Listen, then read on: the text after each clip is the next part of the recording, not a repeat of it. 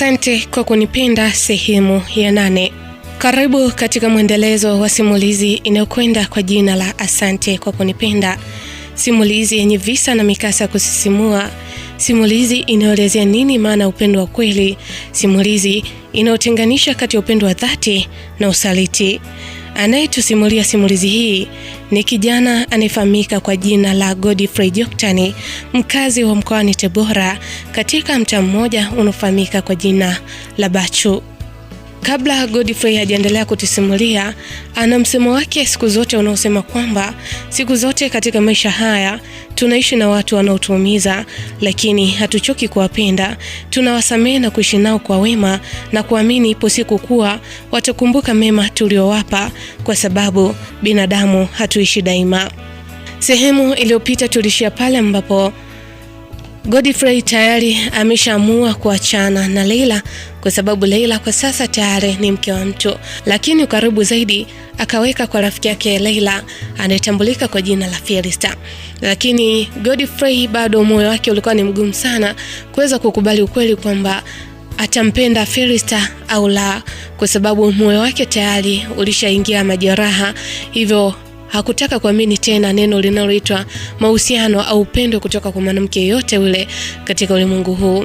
Lakini Felista alijitahidi kwa namna yoyote ile kumfanya Godfrey aamini kwamba duniani pia kuna upendo wa dhati, aamini kwamba si kila mwanamke ana tabia kama aliyokuwa nayo Leila. Basi wakati wanaendelea kuchati, ndipo siku moja Felista alipomwambia kwamba kama ni dhambi kumpenda Godfrey, basi amesitisha, kwa sababu anaona kwamba anambembeleza sana, lakini Godfrey bado anaonekana kutokuwa upande wake. Godfrey baada ya kuambiwa maneno hayo akamwambia ukweli Felista kwamba anaogopa kuingia katika mahusiano ni kwa sababu ameumizwa sana. Felista akaendelea kumwambia kwamba anatakiwa amwamini yeye Felista, kwamba yeye Felista ni tofauti na Leila na tabia za Felista ni tofauti na za Leila. Upendo wa Felista ni tofauti na wa Leila, kwani Felista alijitetea kwamba yeye upendo wake ni wa dhati na si upendo wa maigizo kama Leila ambavyo alikuwa anamfanyia.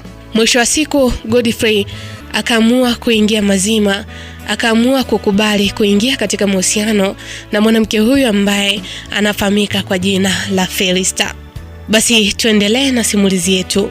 Godfrey anasema, kiukweli Felista alinifanya nijione kuwa ni mwanaume mwingine, alinifanya nijione kwamba nimezaliwa upya. Kiukweli nikajikuta nimesahau kabisa maumivu niliyopata kutoka kwa mwanamke Leila.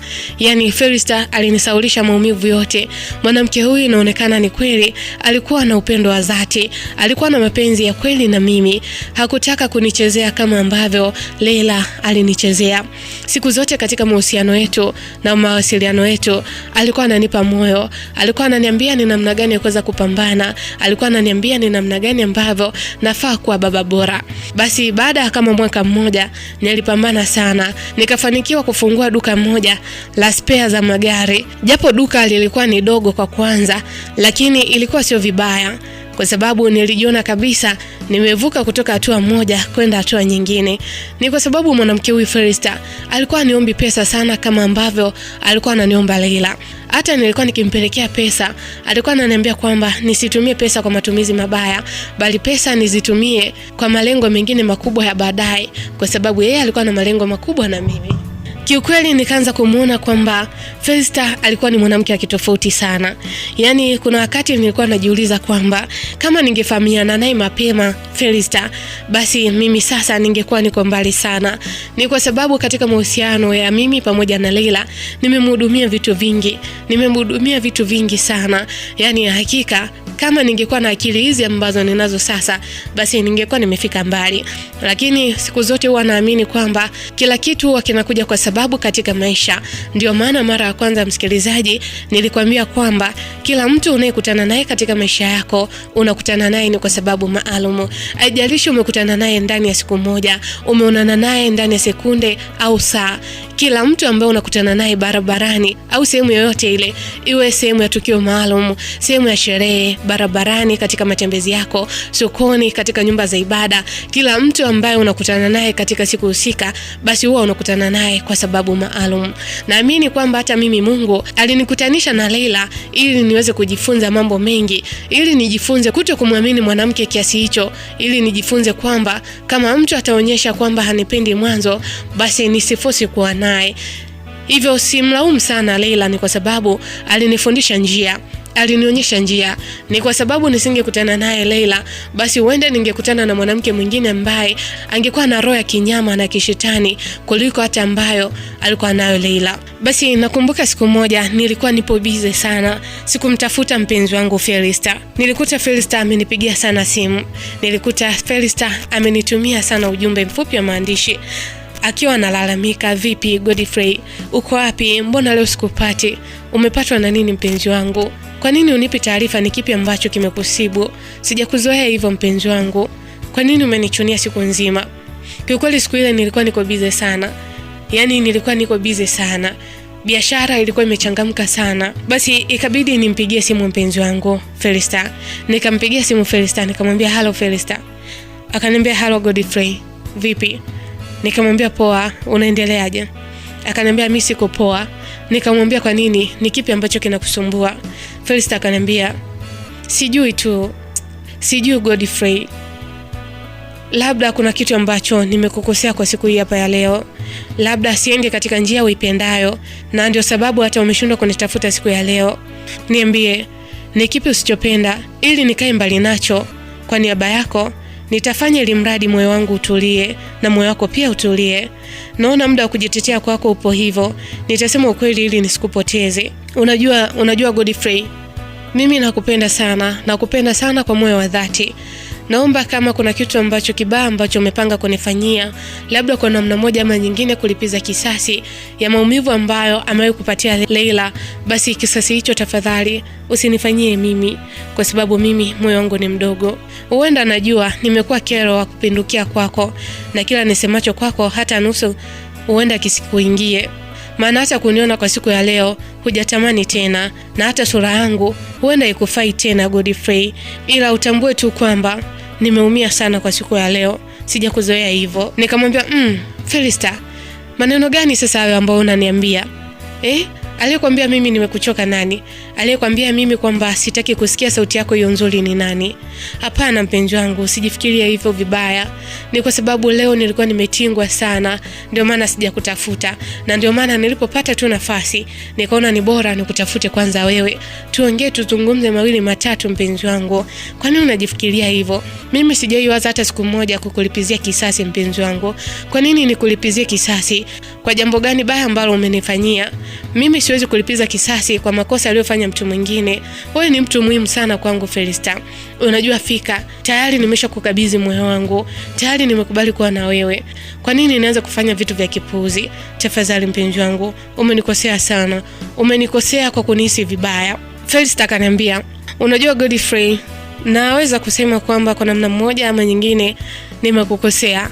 Kama nitakuwa nimekukosea, naomba unisamehe.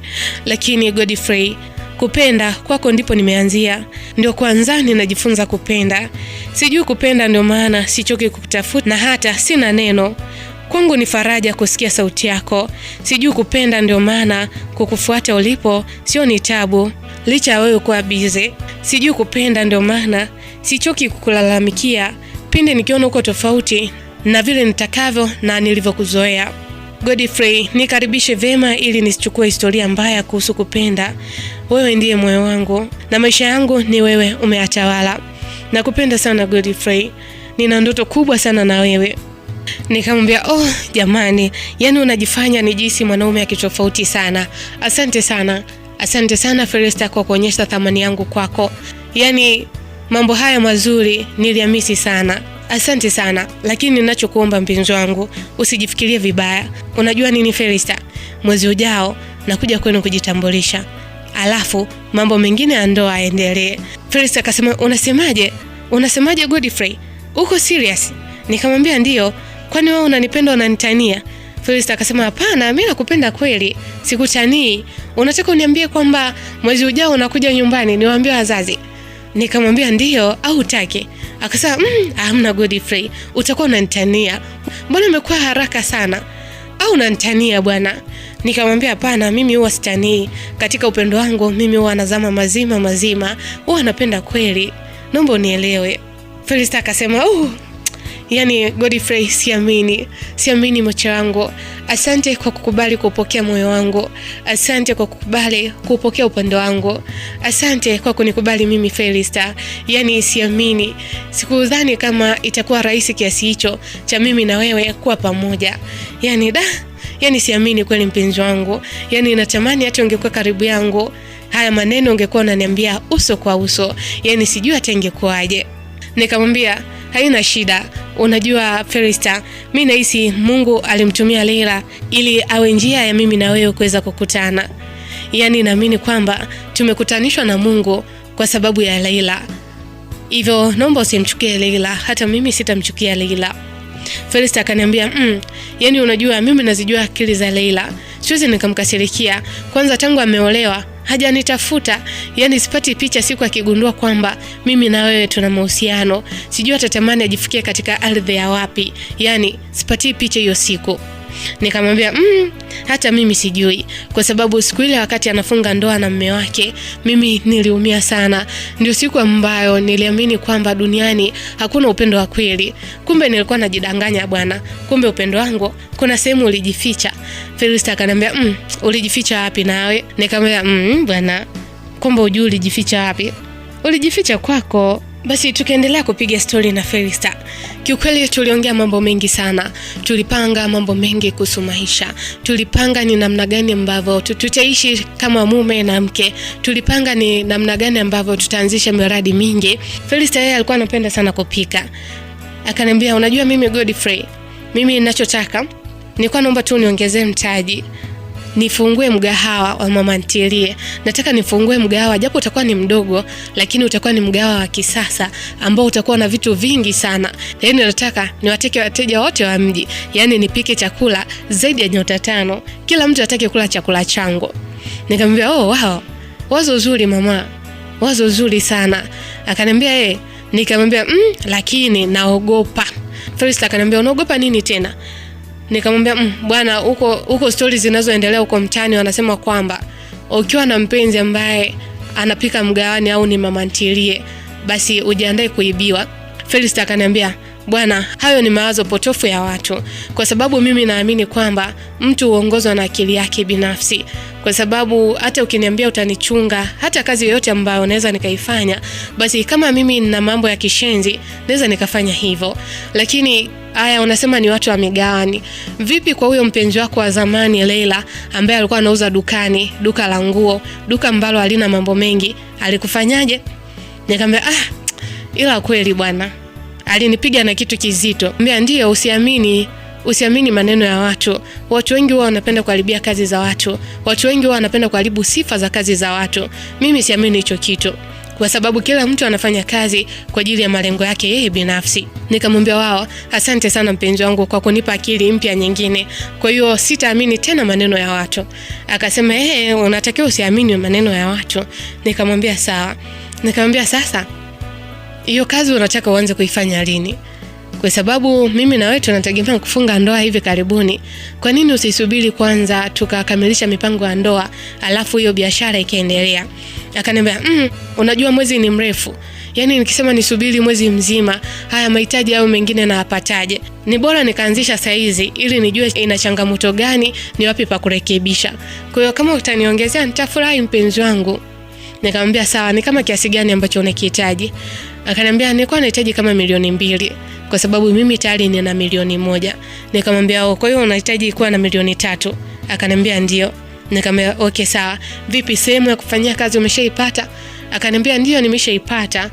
Na ndio maana nikaona nikushirikishe. Nimeipata, nimeichunguza na tayari kuna baadhi ya vitu ambavyo nimevifanya mimi mwenyewe. Nikamwambia wow, sasa wewe ndio mwanamke ambaye nilikuwa namhitaji. Akasema ndio hivyo mume wangu mtarajiwa. Nikamwambia haya asante, basi tutaangalia namna ya kufanya. Akasema sawa, basi tukaagana. Kwenye balance yangu huko nilikuwa na kama shilingi milioni 5. Ikabidi nitoe milioni 2 ili nimpatie Felista kwa ajili ya kuongezea mtaji wa biashara ambayo anataka kuianzisha, biashara ya kuuza chakula almaarufu kama mgahawa. Basi mwezi mmoja ulivyopita nikaenda nyumbani kwao kujitambulisha, lakini pia nikampeleka nyumbani kumtambulisha rasmi kwamba Felista ni mpenzi wangu. Wazazi wangu walifurahi sana. Yaani walifurahi kiasi kwamba sijawahi peleka mwanamke yoyote pale nyumbani. Yaani walisahau kwamba niliwahi mpeleka Leila. Mdogo wangu Sara akasema, "Sasa si umeona? Yaani ulikuwa unamkataa ifo material bure tu. Angalia sasa, wewe mwenyewe umezama. Wewe mwenyewe umemleta bila hata kushurutishwa." Nikamwambia, "Na wewe Sara bwana, hebu niache. Wewe ukujua kipindi gani ambacho nilikuwa nakipitia kipindi kile?" Akaniambia, "Ulikuwa nakipitia kipindi kile. Sio mwanamke wako alikufanya zezeta. Angalia mwanamke mwenye malengo." Nikamwambia, akasema, ndio hivyo." Akasema, "Tena kama hujui kaka, Felista ana mgahawa mzuri." Hajawahi kupeleka. Nikamwambia hajawahi nipeleka. Akaniambia, "Kaka, akati aliniambia kuna hela ambayo ulimuongezea." Nikamwambia, "Felista anakudanganya." Akaniambia, "Hapana bwana, aliniambia kuna hela umemuongezea." Nikamwambia, "Hamna, Felista anakudanganya." Nilikwepa swali hili kwa sababu unajua ndugu, huwezi jua amekuuliza kwa namna gani. Kwa sababu hawa mawifi kuna wakati wao wanapendana, kuna wakati wao wanazinguana. Hivyo nilitaka tu kumlinda mpenzi wangu Felista. Na kingine niliwaza kumpa onyo Felista. Chochote ambacho tutakipanga mimi pamoja na yeye, basi iwe siri yetu. Asimwamini mtu yoyote kumshirikisha mambo yetu ambayo tunakuwa tumeyapanga. Ilipofika siku ya kumwambia nilimwambia. Nashukuru Mungu Felista alikuwa ni mwanamke mwelewa sana. Alinielewa pia, lakini pia akaniomba samahani. Akaniambia, "Samahani mpenzi wangu. Sikujua kwamba kufanya hivi naweza nikakukwaza." Nikamwambia, "Hapana, hujanikwaza kwa sababu umeongea sehemu husika, ni mdogo wangu yule na najua kwamba mdogo wangu anapenda maendeleo, lakini mbali tu na kuwa mdogo wangu yule pia ni binadamu. Huwezi jua kipindi mimi nakupa pesa ya kuongezea mtaji, huenda na yeye alikuwa na mahitaji yake maalum aliniomba nikamnyima. Kwa hiyo nilipokupa wewe, uone kama kuna chuki tutaweka baina yetu." Akasema, "Sawa, nimekuelewa mpenzi wangu, nitafanya hivyo." Nikamwambia sawa. Nikamwambia, "Haya sawa. Nipeleke katika mgahawa wako nione, maana mdogo wangu kausifia kweli." Akaniambia, "Okay, haina shida." Basi tukaenda pale mgahawani. Kiukweli mgahawa ulikuwa ni wa kisasa. Felista aliupangilia mgahawa wake, ulikuwa kisasa kabisa. Yaani japo eneo lilikuwa ni dogo, lakini lilikuwa linavutia. Aliweka sehemu ya kupigia picha, aliweka vibustani. Yaani aliufanya mgahawa wake kuwa wenye mandhari nzuri kabisa. Yaani sikuamini kwamba ile hela ambayo nimemuongezea milioni 2 eti umefanya mambo makubwa yote hivyo. Nikamwambia Felista, "Una hakika hapa hatujadhamini watu wengi kweli?" Felista akaniambia, "Hapana baby, ni pesa yako na pesa yangu ambayo nilikuwa nayo. Wazazi wangu walinipa, lakini hata hivyo wazazi wangu wamekushukuru sana kwa kuweza kuniongezea mtaji hapa." Nikamwambia, "Sawa. Safi sana. Hichi ndicho ambacho nilikuwa nakitaka." Akaniambia, "Lakini pia mpenzi wangu, saizi nataka kuongeza wafanyakazi kwa sababu nilikuwa na wafanyakazi 2 kulingana na uchanga wa biashara. Lakini saizi naona wateja wameshapazoea na tayari nimeshatengeneza jina. Kwa hiyo nataka niongeze wafanyakazi hapa. Nimweke msimamizi na wafanyakazi wengine wa kawaida. Ila mimi nitakuwa tu napita kuangalia mahesabu na namna kazi ambavyo inaenda. Nafikiri hivyo itakuwa vizuri." Nikamwambia, "Wow, hapo itakuwa sawa. Kwa sababu huu mgahawa umeanza kunitisha. Utakuwa unatembelewa na watu wazito kweli. Wewe wasije wakanibia na wewe. Maana wakinibia wewe Felista haki nakwambia nitakufa siku hiyo hiyo." Felista akaniambia, "Hapana bwana, haiwezi. Yaani haiwezi kutokea live wala ndotoni. Na kuhakikishia hilo mpenzi wangu." Nikamwambia, "Okay, asante mpenzi wangu. Basi naomba nionje chakula cha mgahawa mpya, mgahawa wa kisasa." Akaniambia, "Okay, sawa, haina shida. Ngoja nikakuletea chakula mimi mwenyewe nilichokipika mimi mwenyewe ukionja."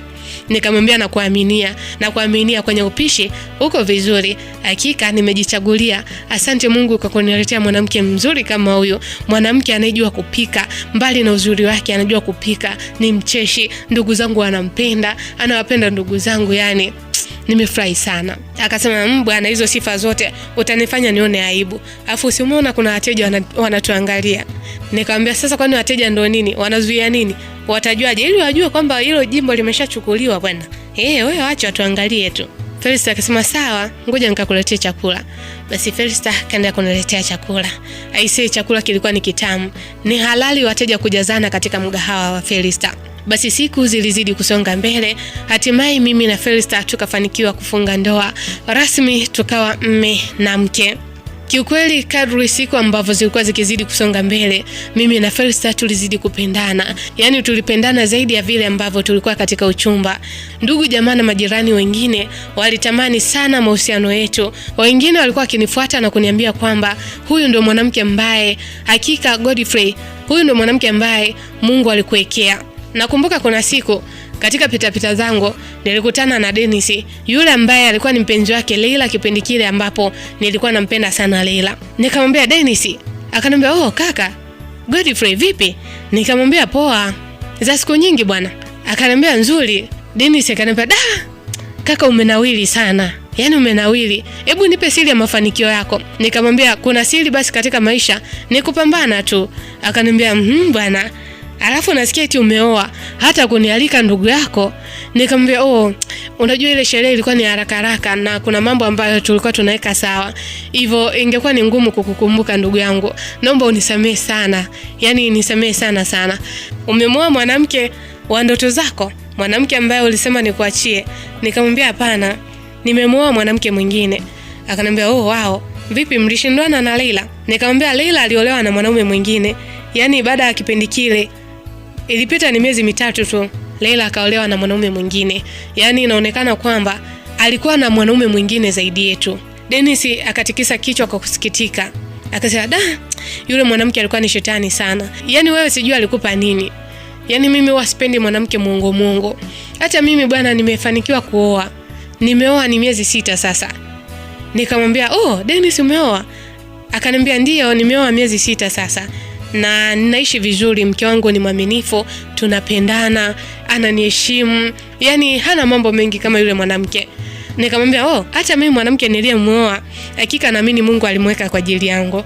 Dennis akaniuliza ulimpata mwanamke mwingine? Nikamwambia mwanamke ambaye nilimpata ni yule ambaye ulinishauri kama naweza kumfanya kwa mke wangu. Dennis akashangaa, akasema wewe kaka, usiniambie kwamba umemuoa Felista. Nikamwambia ndio nimemuoa Felista. Akasema da, yani umetisha. Yaani umetisha vibaya sana. Unajua Felista ni mwanamke ambaye anajielewa sana. Naamini kwamba maneno yangu umeyakumbuka. Kwanza ilibidi unipe hata hela ya soda. Nikamwambia Dennis, yani hata kabla hujaniambia hela ya soda, yani nakupa. Yani wewe ulikuwa na jicho la tatu. Yani yule mwanamke siwezi kuelezea. Mwanamke ananipenda hatari. Si unaniona hata kitambi kimeanza kuja. Dennis akaniambia nimekiona, yani umenawili, uko smart. Kwa hiyo hujaionana naye Leila? Nikamwambia tangu siku ile ambapo nilishuhudia akifunga ndoa na mwanaume mwingine, nilifuta kabisa mawasiliano yake. Dennis akaniambia ndio, hayo ndo maamuzi ambayo yalikuwa yanahitajika. Uwezo kana mwanamke ambaye anakufanya wewe ni toi yake. Hongera sana bwana. Msalimie sana Felista. Siku nikija kupata muda, basi nitakuja kumsalimia kwa sababu hata mimi mke wangu kikweli ananipenda sana. Nikamwambia sawa. Basi tukaongea 2 matatu pale na Dennis kisha tukaagana. Wakati nimemaliza tu kuongea na Dennis, simu ya mke wangu Felista iliita. Akanipigia simu, akaniambia, "Halo mume wangu." Nikamwambia, "Vipi Felista?" Akaniambia, "Bwana mimi najisikia vibaya." Akaniambia, "Nimetoka hospitali." Nikamwambia, "Umetoka hospitali? Kuna nini?" Akaniambia, "Nilikuwa najisikia vibaya. Kwa hiyo nikaona nisikusumbue kwanza niende hospitali kupima." Nikamwambia, "Wewe Felista, si nilikwambia ukiwa unajisikia vibaya au changamoto yote unanipigia simu kwanza?" Akaniambia, "Sikuwa vibaya hivyo, niliona nitakusumbua kwa sababu nilijua naenda sehemu salama hospitali. Nilienda tu kucheki afya, ndio maana sikukupigia." Nikamwambia, "Wamesema unaumwa nini?" Akasema, "Yani huwezi amini, nimepata ugonjwa mkubwa sana." Nikamuuliza, "Ugonjwa? Ugonjwa gani?" Akaniambia, "Yani huwezi amini Godfrey, naomba uje nyumbani tuongee. Yani nimechanganyikiwa sana. Mke wako nimechanganyikiwa. Sijui hata nafanyaje. Sijui hata hizi taarifa wewe utazipokeaje Godfrey." Nikamwambia, "Mbona unanitisha Felista? Ni kipi? Lakini usijali, mimi nitakuja. Tutamaliza tu mke wangu." Akaniambia, "Sijui utalimaliza vipi kwa sababu naomba unisamehe sana mume wangu kama nitakuwa nimekukosea." Kiukweli nikaanza kuchanganyikiwa. Ni kipi ambacho kimempata mke wangu Felista? Haraka haraka nikageuza usafiri wangu kuelekea nyumbani, huku kichwa kikifikiria mambo mengi. Ni kipi ambacho kimemkuta mpenzi wangu Felista? Naam, na huo ndio mwisho wa sehemu ya 8 wa simulizi yetu pendwa inayokwenda kwa jina la Asante kwa Kunipenda. Je, ni ugonjwa upi ambao Felista amekutwa nao? Usikose kufuatilia mwendelezo wa simulizi hii. Mtunzi na msimuliaji wa simulizi hii ni mimi, Faraja Simkwai. Unaweza kunipata katika mitandao ya kijamii, Facebook, Instagram, TikTok pamoja na YouTube. Napatikana kama Faraja Simkwai. Asante kwa kunipenda.